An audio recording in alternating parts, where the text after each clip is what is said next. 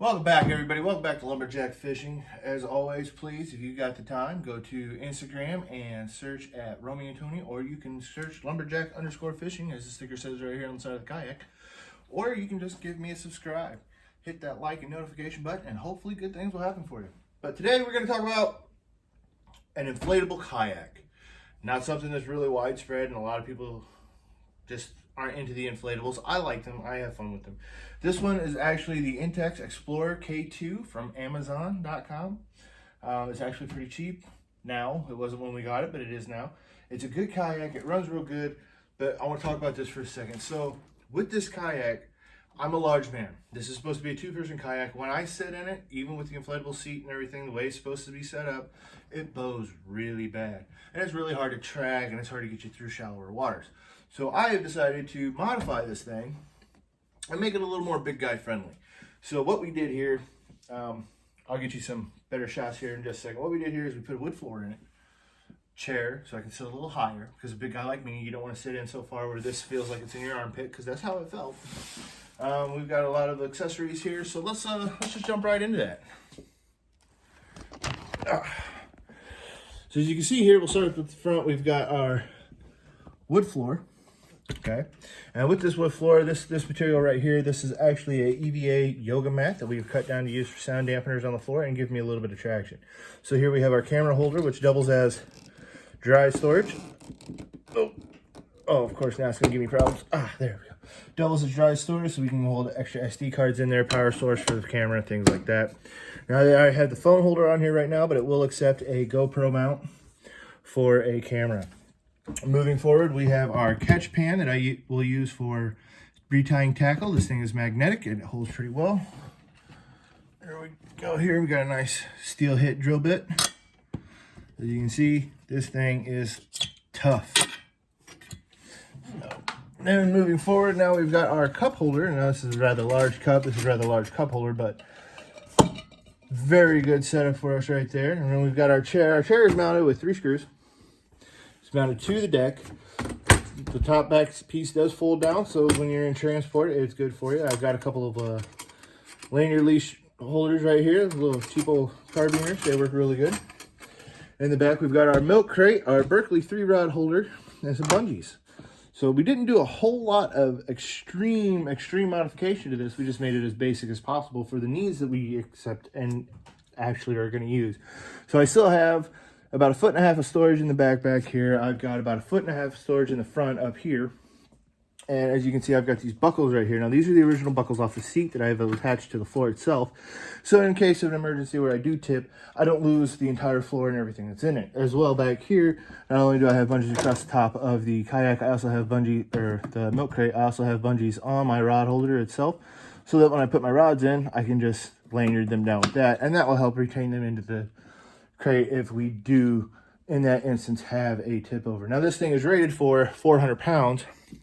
We have added probably 60 to 70 pounds of stuff in it. So we're sitting right around 320, 330 pounds weight limit capacity. Now, me being a big guy at 250, I don't really carry a lot of gear in my kayak, but the gear that I do carry is enough to get real close to that capacity.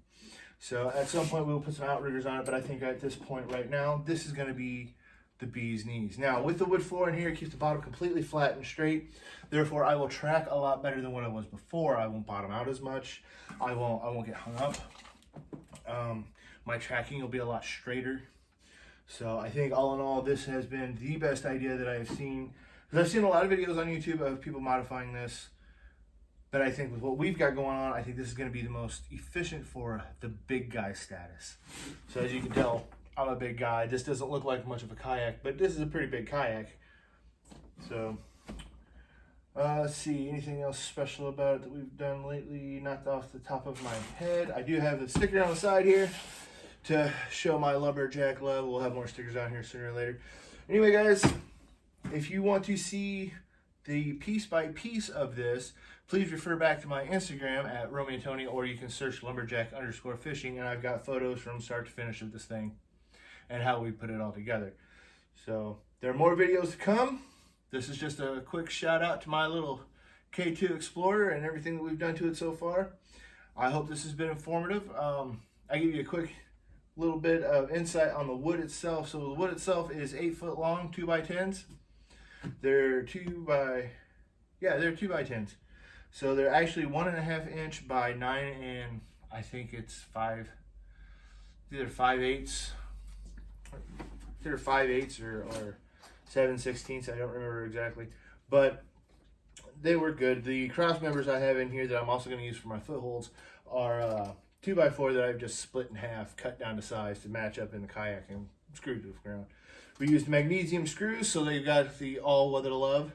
The wood itself is pressure treated and is weatherproof, so don't really need to prime paint it if you don't want to. Topsoil water seal will go a long way if you decide to go that route.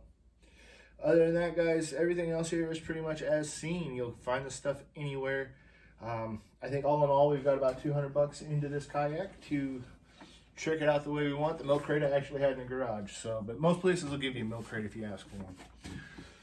So guys, yeah, I hope this has been informative. I hope you enjoyed this few minutes of a quick K2 Explorer that has been a little bit tricked out for the big boys. I hope this helps out you bigger fishermen a lot. So you do have room for your paddle, so but if you're like me, I lay my paddle in my lap. That's up to you. For camping, this will be great because like I said, you've got plenty of room up front and in the back to hold your tent, your sleep bag, things like that.